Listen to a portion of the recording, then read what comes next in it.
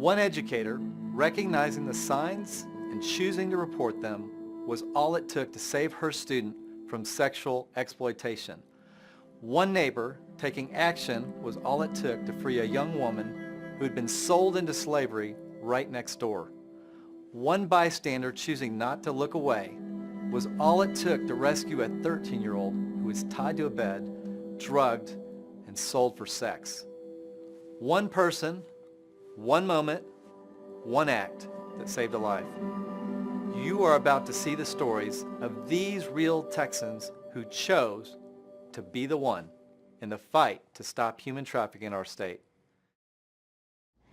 I'm 22, I was 13 at the time. Until this day, in ways, it still affects me. Before it happened to me, I knew it happened, but I never knew that it would happen to me. We start tonight with a human trafficking concern right here in Odessa. An Amarillo man is jailed in Wichita County after a human trafficking operation conducted by law enforcement agencies in West Texas. It's constantly moving throughout the country, even here in El Paso. We're not just talking about forced prostitution, but forced labor. Human trafficking knows no race, knows no gender, knows no ethnicity. And it doesn't matter where you're from, whether you're an adult, whether you're a child. I'm here to tell you it happens everywhere. It happens in the smallest of towns. It happens in the largest of cities. It's not a Madisonville thing, but if it can happen here, it can happen anywhere. Human trafficking is essentially the debasement of humanity. It is humanity at our worst. It's happening in your backyard and right next door to you, and you cannot ignore it. Somebody's life depends on you.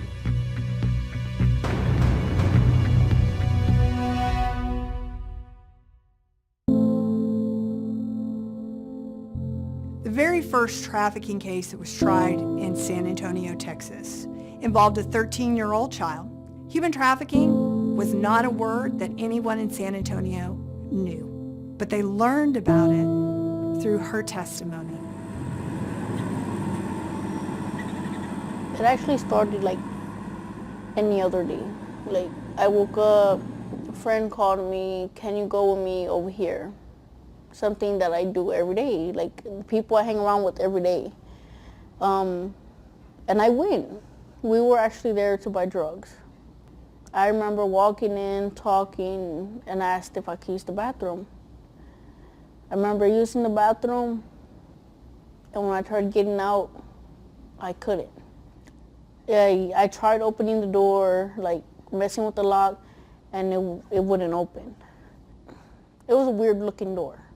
Well, it had the lock on the outside. I heard them tell my friend that I had already left. So she ended up leaving. And I remember them coming to the restroom and opening the door.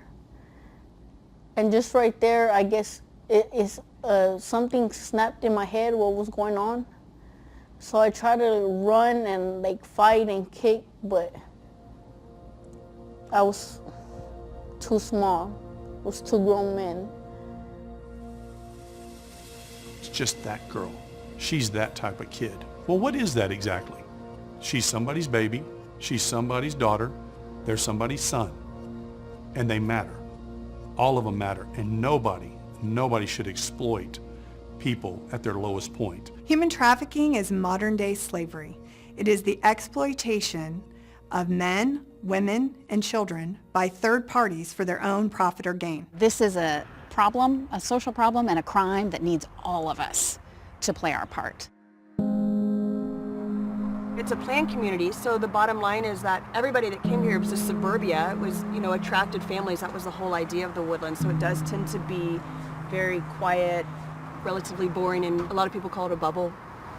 This street, specifically with only the 6 houses, we're usually just sitting out here with the kids playing around. So if there is ever a car that comes in, which is only really 4 families that ever come in or out, we get up and we move. So it's a huge difference when there's multiple cars coming in all the time, like we're constantly getting up and getting down. For the most part, every person that's coming by, and if there's a strange car, everyone that's sitting out here, we're all sort of, who is that? So I got tired of walking to the window every 30 minutes and taking photos with my iPhone of the cars coming and going. We had gotten our father-in-law a deer cam And I set it up, and after the first day I came in and I put the memory card in, and I think it was like 42 cars had come in and out of our street.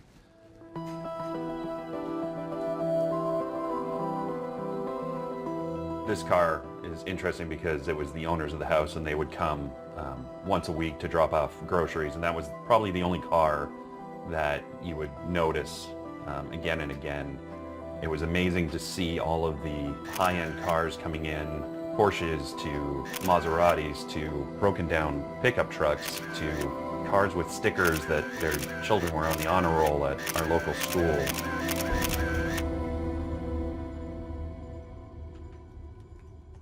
I did a very simple search. All I did was search for the house. And I came across an ad on Backpage.com. And actually on this page I typed in Rolling Mill, and sure enough it came up. You know, just a simple search of the Woodlands. Even today you're going to find escorts and all kinds of things. But it was very alarming to see my street name on here with this ad with these women and the services that they were providing. It was quite shocking. The neighbors started contacting the sheriff's office and started saying, hey, there's something wrong with this house. There's something not right. There's a lot of men going in and out. There's a lot of traffic. There's a lot of traffic after hours, which is very unusual in this neighborhood because this house is located on a cul-de-sac. I can recall calling my supervisor and telling him, you're not going to believe this. We have a human trafficking case in the Woodlands. One of the realities that we discovered during the investigation is these women being held against their will were being raped daily, over and over again, at this residence. They'd pull in, and then another car would pull in, and they'd wait, and the one car would back out, and it was a constant flow of traffic. It was like a locust. They just kept coming and coming, and then when we knew exactly what was happening in there with these women, it was really disheartening, especially having two daughters. It's very frightening. And we realized that these same girls were being transferred not only in Montgomery County but also to Harris County and being sold in other locations for sex over and over again from one spot to another spot. And this led to an even larger investigation that we discovered was in New York. And we discovered that these women were being brought in for this purpose from China. And we have another breaking news alert out of Montgomery County. 4 arrests linked to a human trafficking bust. They discovered 4 different locations the girls were being taken to. Prosecutors say in this case they found 8 victims, women who are Chinese nationals around 20 to 30 years old. We're our brother's keeper. We're supposed to watch out for each other. And that's what these neighbors did.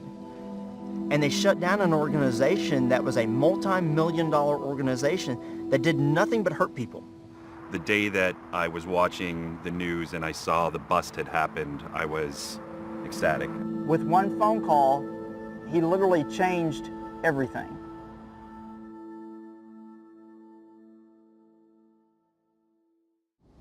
They took me out the restroom.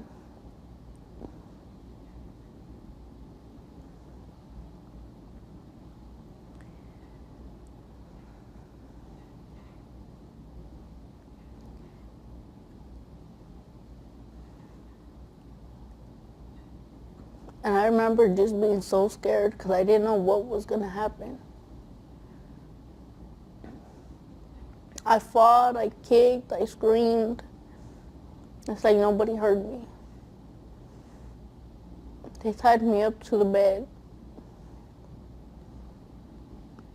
And they just took turns raping me. For the first couple of days, it was just them two. And then after that, they would be at the door, and other guys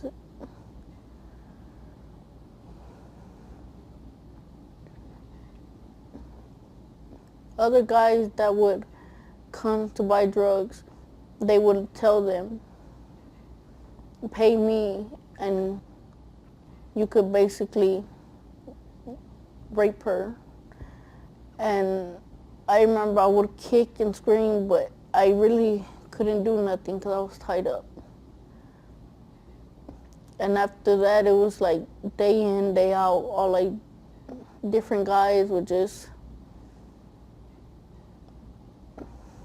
come in and rape me. And I remember when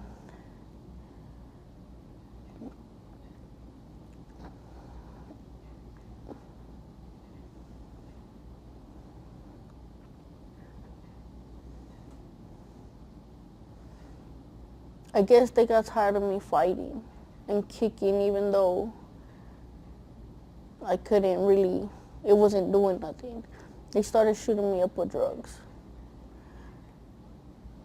And at that point, I guess after so much of it, I couldn't fight no more. I remember them threatening me with a knife, telling me they would kill me. And I remember at one point, I told him, just do it. Because I had already given up hope of me getting out. Even though after them shooting me up with so much drugs and me not being able to feel it, I knew it was happening.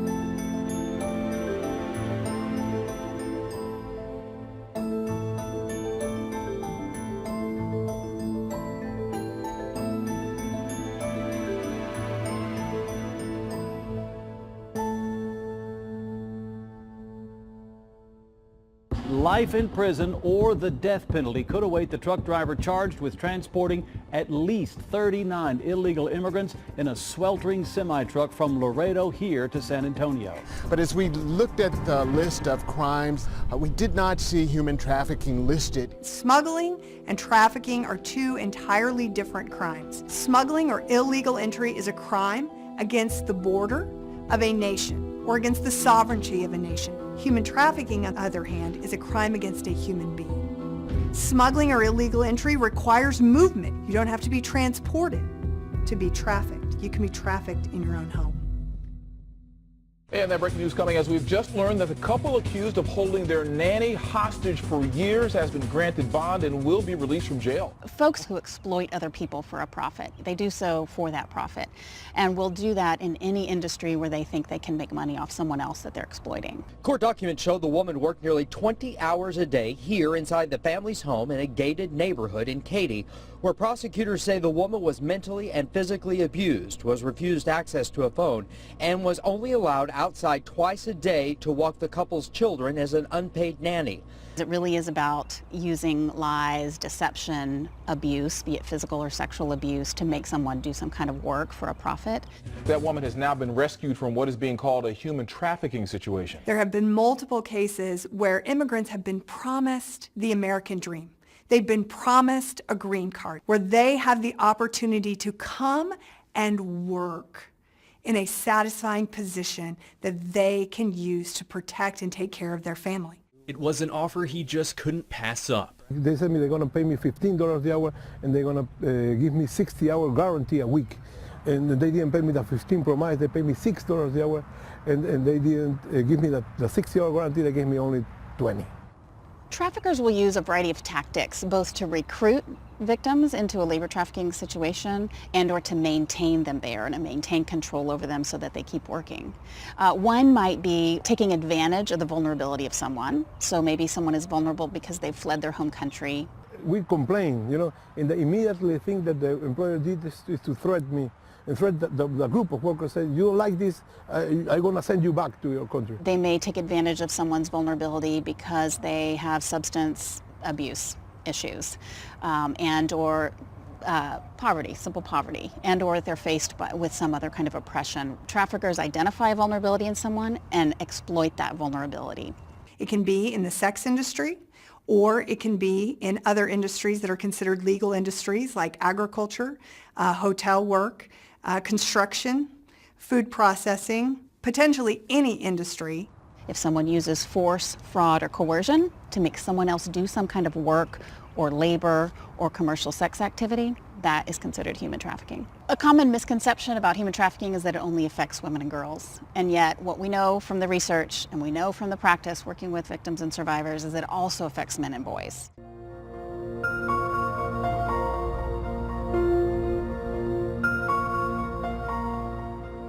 This research is unique. It's non-generic. It's Texas-specific. And it's innovative because few states have any research like this that can say it is specific to its state. What we found is the prevalence is 79,000 minor and youth victims of sex trafficking. What we found in labor trafficking, 234,000 labor trafficking victims. I mean, those numbers are astronomical for the state of Texas. Minor and youth sex trafficking cost the state of Texas approximately $6.6 billion over victims' lifetimes, and traffickers steal approximately $600 million annually from victims of labor trafficking in Texas.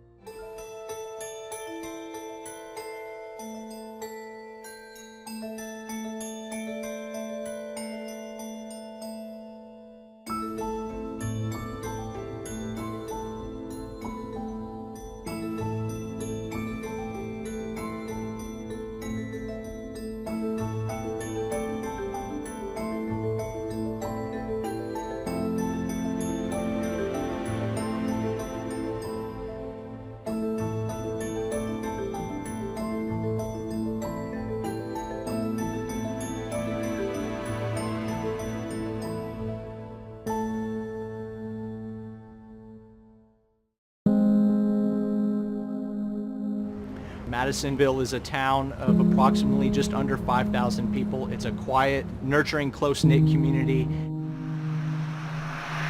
It is the idyllic community where people want to come here and retire, or people want to come here and this is where they want to raise their children because it's such a warm and gentle community. It's safe.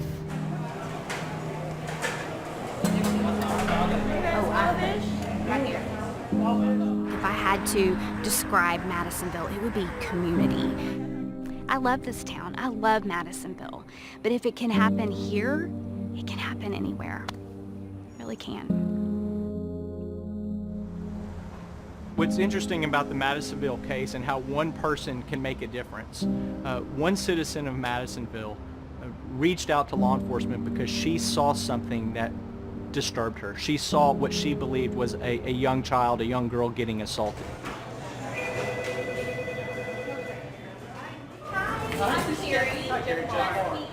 Carrie Rose saw something that she saw didn't look right, and her first thought was, I don't know if this is anything, so I won't say anything. I was getting ready to turn right onto my road, and I noticed a really high-end Mercedes. So when I drove past, I noticed that there was a young blonde girl. She's screaming, help me, like help me. She's screaming like I could hear her. And so I was so shook up that I pulled over and I called 911, and by this time they did pull out into traffic. They were going towards 45. And so I just called and I said, I don't know what I just witnessed, but you have to come fast. There's a Mercedes, they're headed towards 45, and they're holding someone against their will. You know, at first, I was like, I don't know what I just witnessed, but it took me 10 seconds to be like, I have to be that person's voice. This was a basic case of 33-year-old approximately female here in Madisonville that was literally running a brothel on a nice quiet residential street. She was, had supplying drugs, supplying a roof over people's heads, supplying food to numerous transient and homeless females coming through the Houston area and on a circuit. And one of those such females was a child in which she had been literally grooming into prostitution since this girl was 12 years old. In fact, her mother, the girl's mother, introduced her to Jennifer Kelly. And Jennifer Kelly taught her prostitution, literally became her best friend, had a photo of her above her headboard in her bedroom of the child, and the child even got her name tattooed on her. Jennifer was the Madisonville pimp. And she's sitting in prison this day because of the actions of one person. Literally 2 children were saved. Human trafficking. You know, I had the is the prosecutor sit across from me today. And at the end of our conversation, he looked at me and he said, because of that phone call and because I was willing, that I saved 2 girls' lives that day. You think about it happening in your neighborhood, on your street, when you witness something like I witnessed that day, it changes you. It changes everything.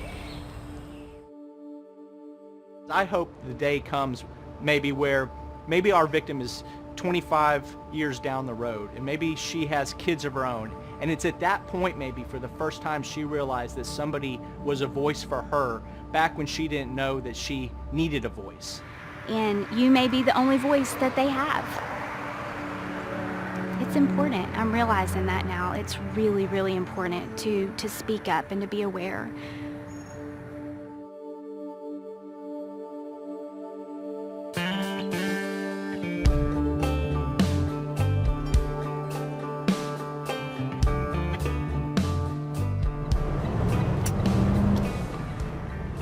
My name is Antoine Sattler. I've been driving the truck for 22 years.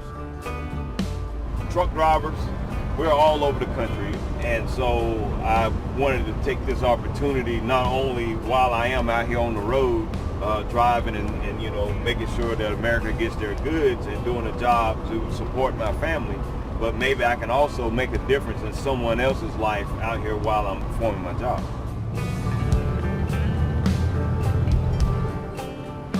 Five years ago, before the training, if I would see anything on the road, I would pretty much say, oh man, that's a bad choice. You know, maybe the local authorities will handle it. Now that I've had the training with Truckers Against Trafficking, you realize that it's not a choice. And so having that training, now you can actually kind of reach out and try to get them the help that they need. At Walmart here, we have the 800 number that's posted on the side of our tractors.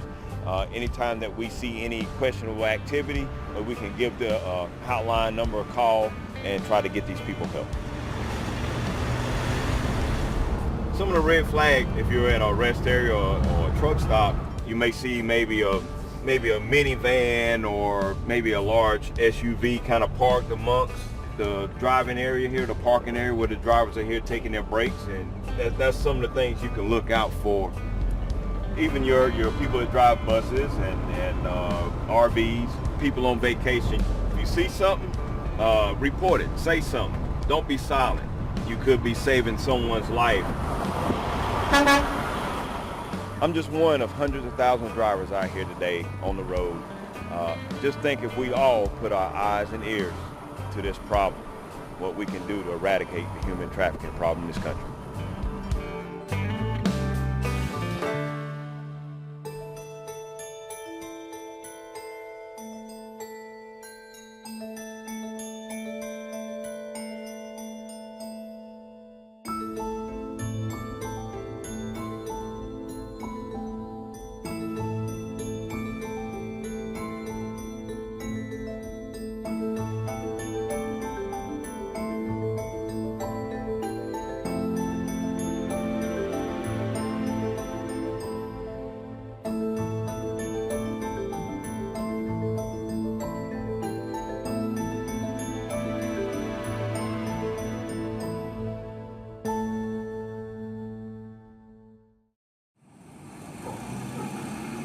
I had already knew Bobby from the store where I used to hang out, S&J's.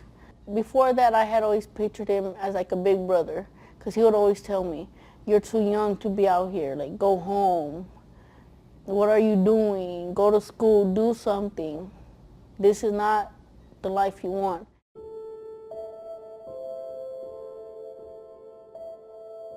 I think I was already there going on about 2 weeks. And I remember when he walked in the door. Even though I had already given up on getting out and anyone ever helping me,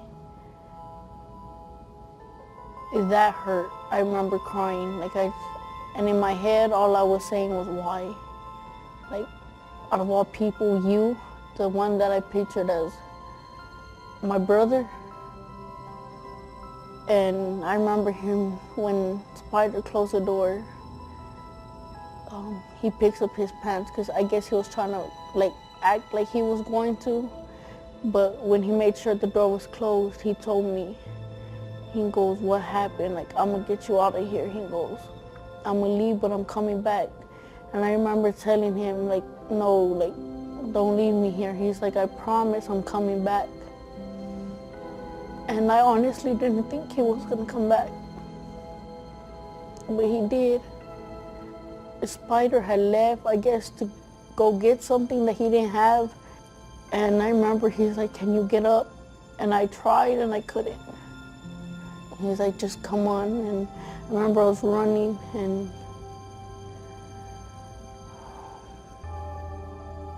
I remember I stopped and I looked back and I see Spider coming. And I got so scared that I froze, and I told him, no, no. He's like, come on. He goes, I'm not gonna let nothing happen to you. And we ran to he said it was his sister, Lucy. And they helped me clean me and take a shower and everything. They gave me clothes. Bobby Ojeda took the time to see a child in need. He could have walked away, and he made the difference. And because of that, she is alive today, because of Bobby Ojeda. Human trafficking is a persistent problem in Houston. Human trafficking is a problem in Houston on a lot of different levels. Top of the list, of course. We're one of 2 cities in the country with 2 international airports within our geographical limits. And there are a number of highways in and out of the city of Houston. Our waterways, we're right here at the port, which make us a prime area, so to speak, for human trafficking. People, for example, engage in sex trafficking. That's an everyday phenomenon that we're trying to reduce. People being victimized in terms of labor practices. That can occur almost every single day, sometimes closer to you than what you may realize. We've got about 22,000 plus employees that we have worked with, trained to be more aware of human trafficking and to be proactive and work on the preventive end. We have worked to bring in the external partners like the taxi industry, and so they've been generating emails and text messages. We send out text and email blasts to our drivers to give them the warning signs and what to look for in regards to human trafficking. We have 50 cabs in the Houston area that have sign backs on them, and these cabs generate about 9 to 12 visual impressions per mile they drive. But you have these taxis that are traveling on our streets, interacting with people in real time on a daily basis, and that they represent an additional set of eyes and ears, and they are texting and emailing and providing information. You know, you don't want to just be the hub for, you want to be the hub for the solutions. And that's our goal. We believe we can eliminate trafficking in the city of Houston if everyone does his or her part.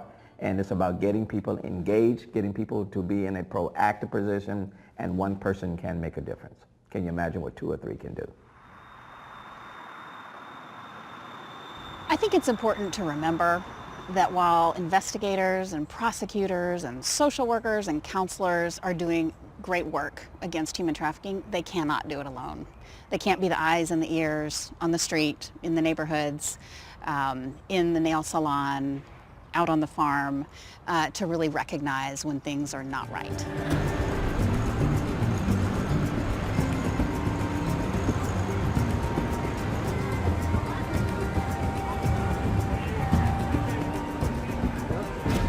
You know, tonight it's the weekend.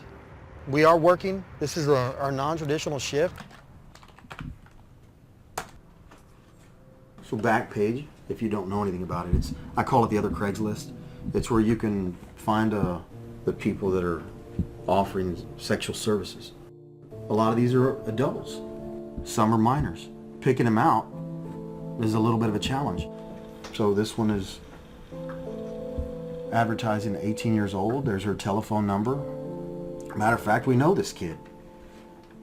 My name's Eliseo Mata. I'm with Barab County Juvenile Probation with the gang unit. Besides the traditional duties that we have, which is going to be checking on some kids that are on probation and have curfews. Probation. And then there's an actual case that we want to try to take a stab into tonight. If we can locate her. It's an ad taken off Backpage that Eliseo found. He knows this youngster. It says 19, but her age is, what? 15. 15. Gangs who used to primarily traffic guns and drugs are now turning to trafficking children. Because unlike a bag of cocaine, once you sell it, it's gone, you can sell a child over and over and over again. We're doing a whole lot more than just chasing down a little bit of drugs or, you know, people who are violating their probation. We're fighting the big stuff, which is what I call the commercial sexual exploitation of kids. I talk to a lot of parents who think, oh, this happens only to kids in those neighborhoods or kids who are in foster care, and actually, no, it doesn't. All children are at risk for human trafficking, but there are certain risk factors that heighten that risk. Kids that are truant, kids that are homeless, kids that have been turned out or have run away from their homes, kids with learning disabilities, mental disabilities, physical disabilities, kids with addictions. The key that makes children most at risk for trafficking is accessibility. If the trafficker can access you away from the people that are supposed to protect you.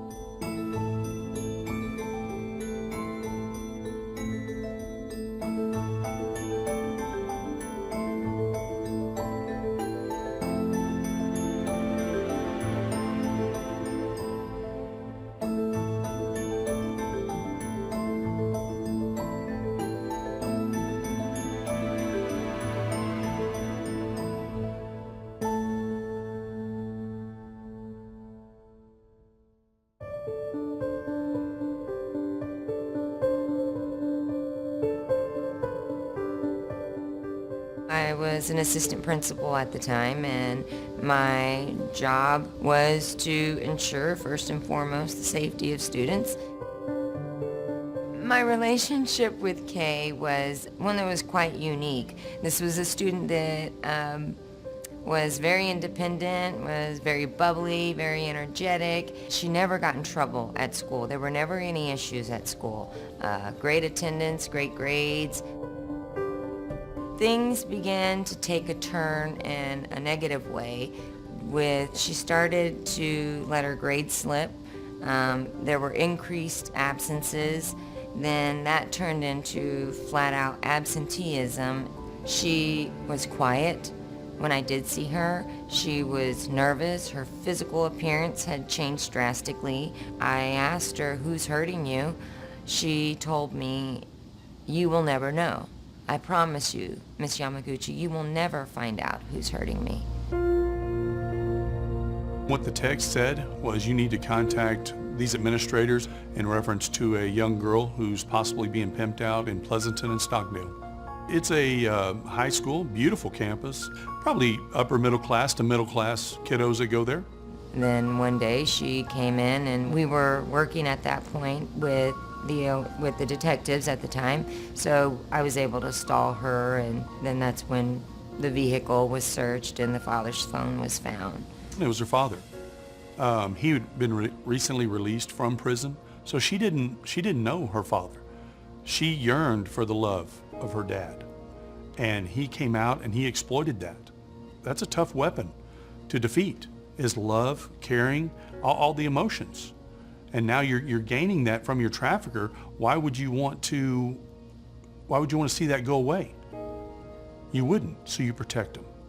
You protect them. And that's why it's tough for us as law enforcement to beat down those walls, to find the victims. They don't self-identify. So it's the others, like the administrators at Steele, that saw the signs and they knew something wasn't right. And somebody needed to look into it, because that kid is worth it. Every kid is worth it. They don't get to pick what cards are dealt to them. And you have people that are bad that exploit that. They see the hands that are dealt. It's almost like they can be mind readers, and they can pick out these kids. So you have got to be the one and continue to break through the walls. And when you're not getting the right response, you got to keep making another phone call, as Ruth Yamaguchi did. Ruth Yamaguchi, she's the reason. She's the reason why Kay's father is doing life in prison, and that young girl was saved. There's no telling how many kids she saved.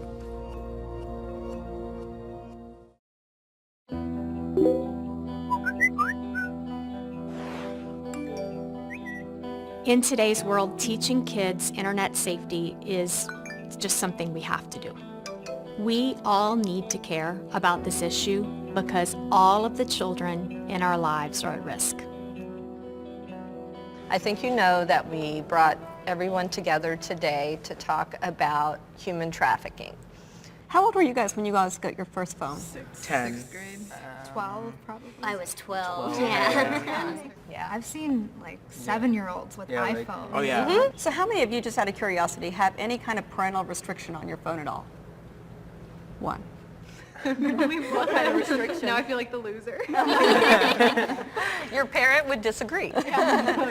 Yes. So what kind of restrictions? What can't you do? Well, they have like a cutoff time for me at night. So when it's past 10 o'clock, I have to turn my phone. I can't take it with me to bed. I have to leave it out charging by my door in like the living room. It's very typical for teenagers to get upset with their parents because there's some rule or something that they don't agree with. So you have a stranger on the outside who's giving you a promise of something better. So you can come live with me. There will be no rules. You can have your phone 24/7. We can travel. And so that's very alluring to children who are searching for some acceptance from some adult. I'm guessing maybe most of you, if not all of you, have Snapchat or Instagram or something along those lines. What do you use the most? What's your favorite? Instagram. Twitter. The tools of the trafficker on the internet are too many to list. Any social media site, chat rooms, any number of forums. We live in a society where exploiters can access our kids not only in the malls and in youth shelters, but also in social media apps, in interactive games that they are constantly playing online. And so it's become much more efficient for traffickers and exploiters to access kids that way. Me and my friend made this group chat on this messaging app, and it's like an open group chat, so if anyone looks up the tag for it, they can just join it. And then people just started like adding themselves to it and coming into it. From their profile picture, these are like grown men. These are not high schoolers. They'll contact me or they'll message me because they can see my account, and they'll be like, hey, what's up? And your profile picture is you? Yes. So they know that you are not an adult woman? Yeah. Yes. And they're looking for kids who are spending a lot of time on the social media apps, who are maybe sharing a little too much, who seem to be reaching out for someone to pay attention to them. They can tell that the parents aren't really watching, aren't really monitoring what they're doing online. The people that are trying to lure young people aren't out there showing the ugly side of themselves, the predator sides of themselves. They're showing young people exactly what they want them to see. They're grooming them. They're looking for opportunity to maybe get them away from the adults in their life. So in 7th grade, when I was obsessed with being famous, some guy DM'd me asking me if I wanted to become a star. And I was like, oh, yeah, me being the naive little 7th grader. I was like, oh, yes, totally, you know. He wanted information, his address, and everything. So to my mom, she was like, oh my God, block him. So we did. The next day, he made another account and then DM'd me again. I would say traffickers cast a wide net. They'll send lots of friend requests, lots of follow requests, make lots of comments. They'll cast their net wide and all they need is one. And whether it's general conversation over a couple hours, a few weeks, a few months, each victim is different. It's so common nowadays for teens and kids to build relationships online, whether they think they know that person or that person seems to have something in common with some of their interest or another friend. And so they allow that person into their social media world, whether it's on Instagram, Twitter, Snapchat, you name it, any of those. And they think they're talking to someone that they don't really know. My phone's at 1%, but I actually have someone right now who's trying to follow me and I don't know who they are and it's been pending for like weeks and I'm still trying to figure out who it is. When I talk to parents about the internet, I usually start by talking about some scary person who comes to your front door, knocks on it, and asks to talk to your 12-year-old child. You would look at them, slam the door on their face, and probably call the police. But unfortunately, that same person has access to your 12-year-old son as he's on his PlayStation playing his video games with complete and total strangers that you've never met. I would tell parents that it's imperative that they know what their kids are doing. If you're going to provide your child, your teen, with access to the internet, whether it's a tablet, a cell phone, a computer, it's imperative that you as the parent or the guardian or the influential person in that child's life to know what they're doing and who they're interacting with. What are some of the apps that kids hide from their parents? Snapchat. I think Snapchat's Snapchat. Number one, probably. Like on my phone, because I have an Android, you can hide apps. Like if you go to your menu and then you tap on like the dots in the corner, you can hide apps, and unless you actually click show hidden apps, like you can't see them anywhere on your phone. They've got to have adults, whether it's a trusted teacher or a counselor or a parent, who they can come to and say, hey, this is what's going on. What do I do about it?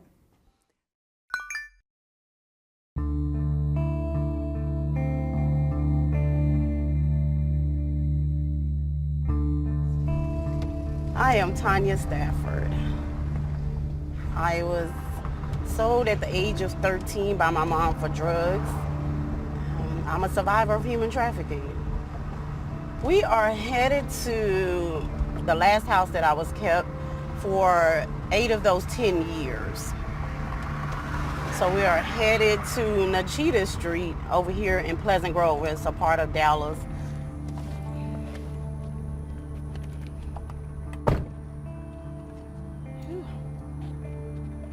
So this is the house that I was kept in for 10 years, 8 of the 10 years. And this is Elnita's house, my neighbor that saved me. As the Bible speaks of, love thy neighbor like you love yourself, and that's what she did for me. So if it had not been for Elnita Hamilton, I would probably be dead today. I would probably be dead today. How he kept me for 10 years is beating, rape, threat of killing me and burying me in the backyard and somebody not knowing where I'm at. If you leave, I'll find you. You can't get away from me. Your mama didn't want you. Your mama sold you to me. Nobody wants you. Nobody cares about you. All those years, 10 years, that's all I heard. And you have to understand, I heard that from my mama too. They don't have a positive relationship in their entire life. There is no one for them to reach out to. I mean, at least they think that, right? They believe that.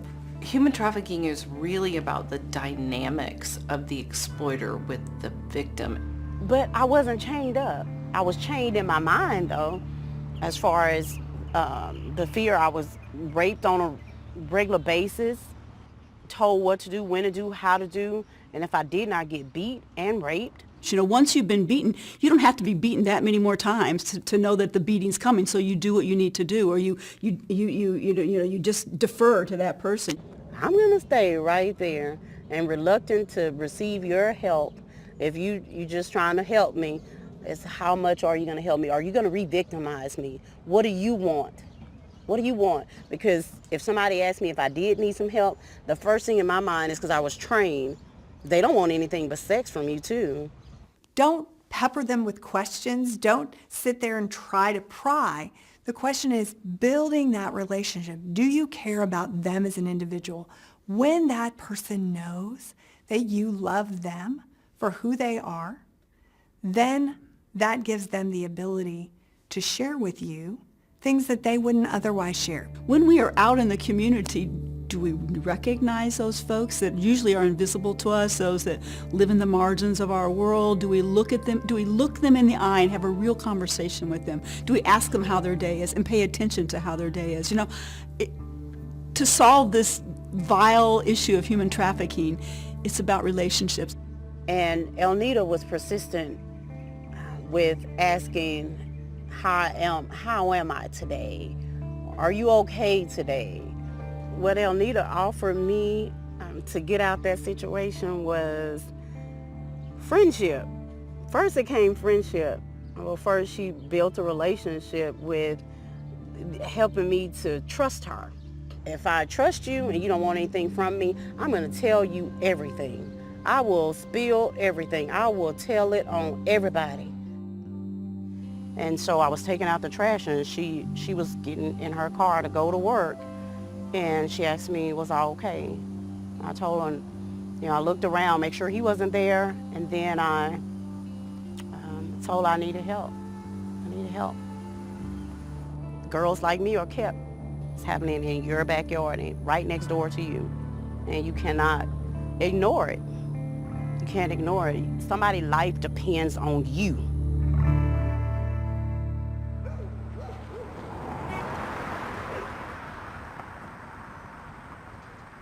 We're on Vargas, not even 2 houses from where I was raped and used for human trafficking and sold for sex. Since it happened, I have not came over here.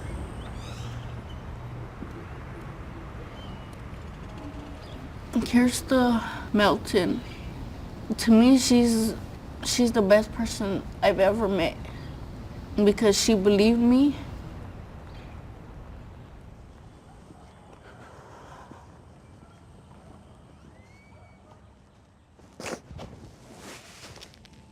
And I remember her promising me that she would put them away to where they wouldn't get out. She's only 17 years old, but prosecutors say at 13, she was a child sex slave. Did they sell you to other guys? Yes. Investigators say brothers Bobby and Juan Moreno locked the girl in a bathroom after she went to their East Side home. The girl says both men repeatedly raped her and told her cruel things. And I deserved it. Living in fear, the teen says the Moreno brothers threatened her and her family if she ever spoke out. If I ever try to get away and I said anything, something was going to happen to me and my brothers. The state is expected to rest its case on Monday. Now, if convicted, Moreno is facing life in prison. His brother Juan Moreno is serving 4 life sentences. And then that jury went back and they deliberated.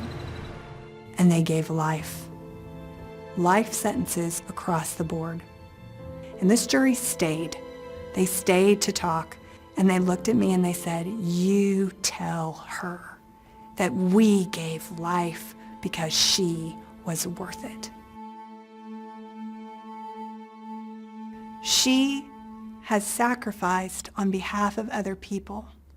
The pain of telling her story, the struggle to tell that story and relive those moments in her life, she did it because it will help others. She is sharing this story specifically so that no one has to suffer what she has.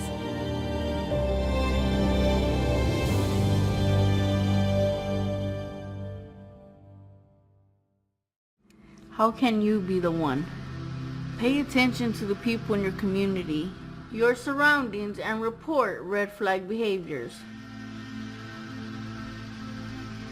Do not wait to call. Make your report timely. Those moments matter. Don't approach traffickers yourself. That can place you, the victim, and any future prosecution in danger. If the conduct you have observed is an emergency, call 911 and tell them you believe you have observed human trafficking. Don't worry about being wrong. Your call may be the one that saves a life. If it's not an emergency or you need to remain anonymous, call the National Human Trafficking Hotline at 1-888-3737-888. Provide actionable information. Descriptions of cars, descriptions of people, when and where you saw the conduct, and take a picture if you can safely do so. Those details make a difference. You are the one person, the one moment, and the one act who can save a life. You have the power to be the one.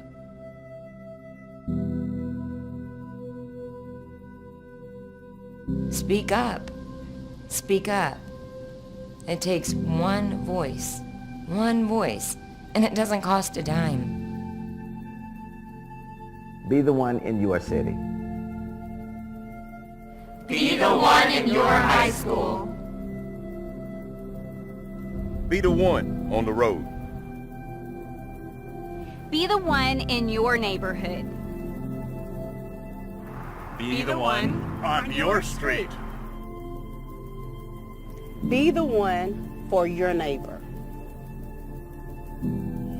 Be the one to save a life like mine.